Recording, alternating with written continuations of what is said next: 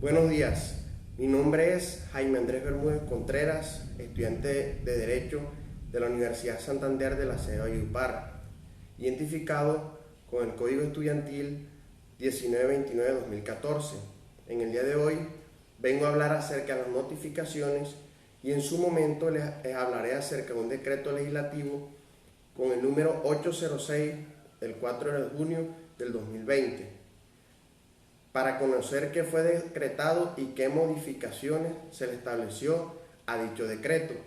A continuación, para empezar, la notificación es un acto jurídico por el cual se comunica legalmente una persona una resolución judicial para que actúe procesalmente en el juicio mediante los actos que la ley pone a su disposición.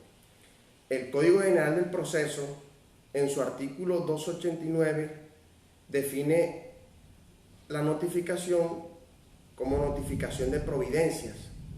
Esta misma judicialmente se le harán saber a las partes intervinientes de un proceso o demás interesados que por medio de las notificaciones con una respectiva formalidad, una respectiva disciplina, jerarquía, que se encuentren prescritas en el Código.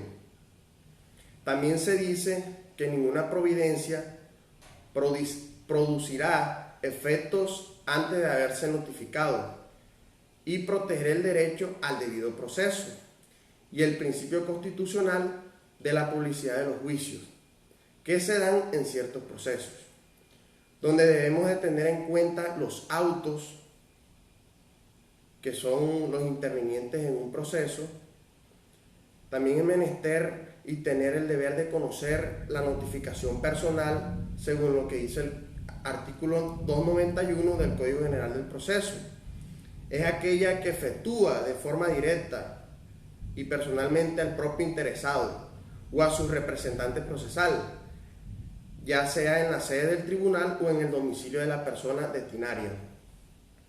Ejemplo: si llegado el caso, esta notificación resulta defectuosa o sin agotar todas las vías correctas de esta notificación, entonces el proceso es anulado y vuelve al principio del mismo a producir una clara indefensión. Tenemos por otro lado también la notificación por aviso, que se encuentra en el artículo 292.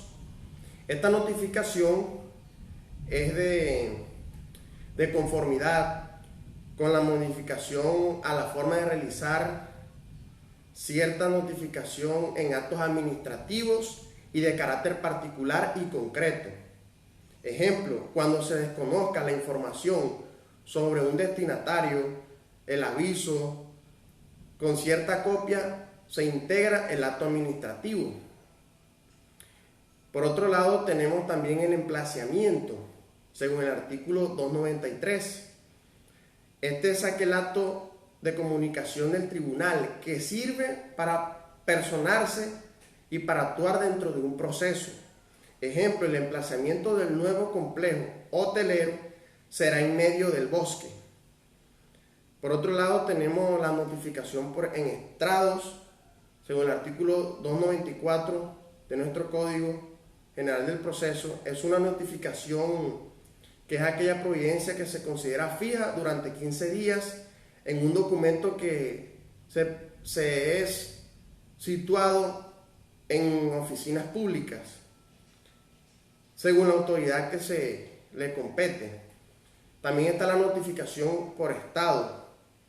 Esta es una notificación muy importante según el artículo 295. Estas hacen parte de esos autos y ciertas sentencias que deben hacerse de otra manera, sino que por medio de una anotación en estados, que es la que elabora el secretario. En esta notificación también se encuentran los sujetos procesales o terceros civilmente. Son las personas que intervienen como partes en un proceso: el demandante, el demandado, el sindicado o imputado, disciplinado, el Ministerio Público, el juez, entre otros.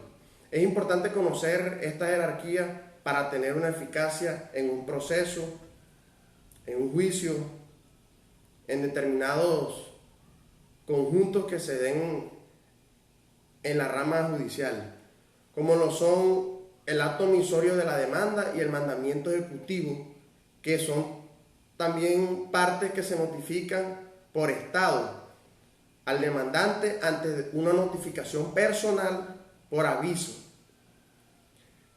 Menester también conocer los requerimientos y los actos análogos que se dan en dichas notificaciones, que se plantean en el Código General del Proceso, según el artículo 297.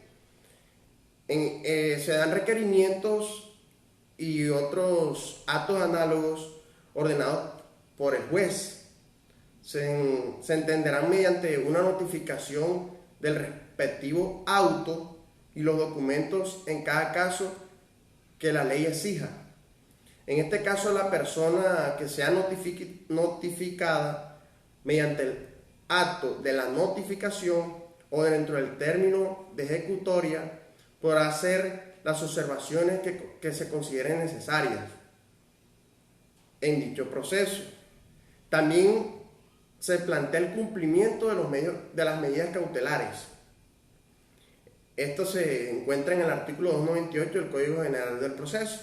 Las medidas cautelares se cumplirán inmediatamente antes de la notificación contraria del auto, antes de que el auto las decrete. La interposición o cualquier recurso dice que no impide el cumplimiento inmediato de la medida cautelar decretada. Es importante también plantear el conocimiento del escrito que se encuentra planteado en el artículo 299 del Código General del Proceso.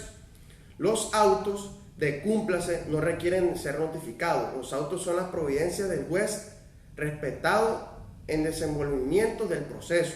Los autos son de dos clases: los de trámite, que son los que impulsan un proceso, y los autos de cúmplase y los interlocutorios, que son los que deciden situaciones dentro del proceso sin que termine este mismo. Notificación al representante de varias partes, según nuestro artículo 300. Esta es una notificación que nos permite conocer cuando una persona cumple el papel de representante en un proceso o actúe con su nombre del mismo. Se considera como una sola notificación para tales efectos de dicha citación. También se encuentra la notificación por conducta concluyente.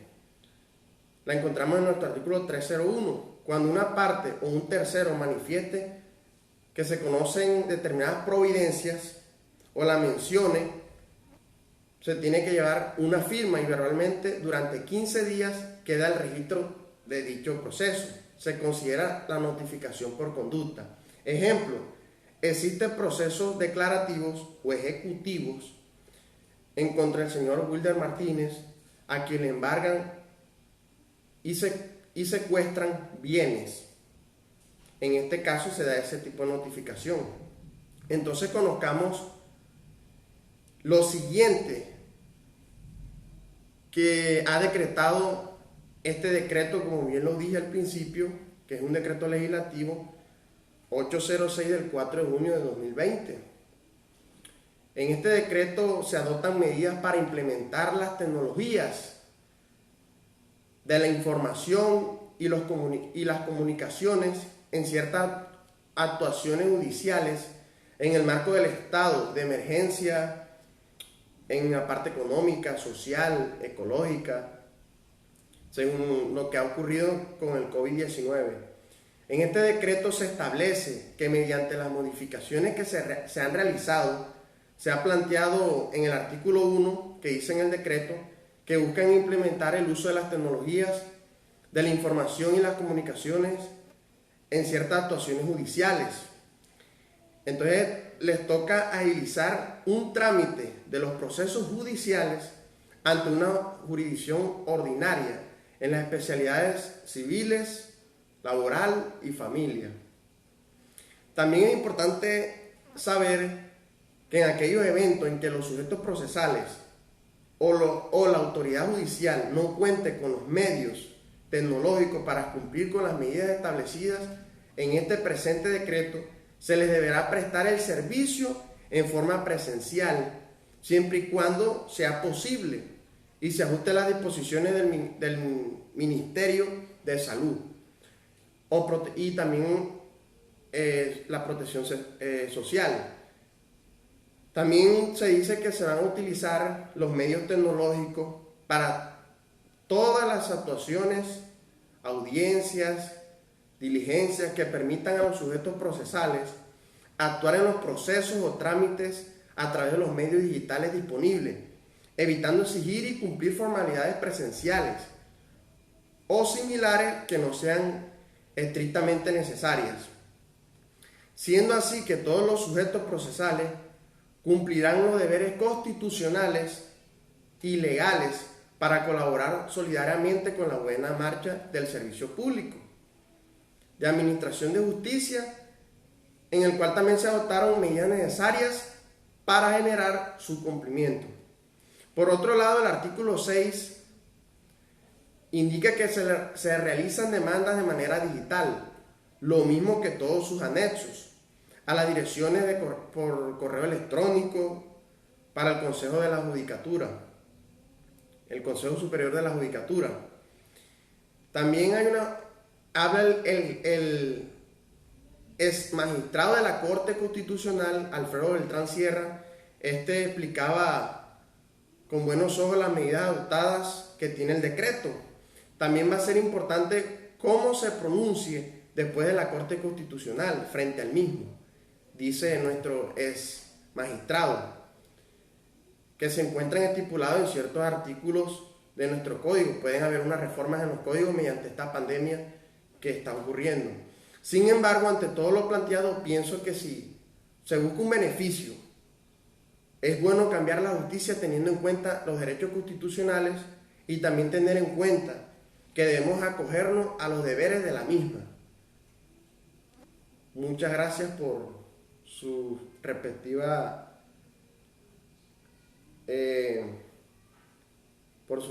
atención hacia mi exposición.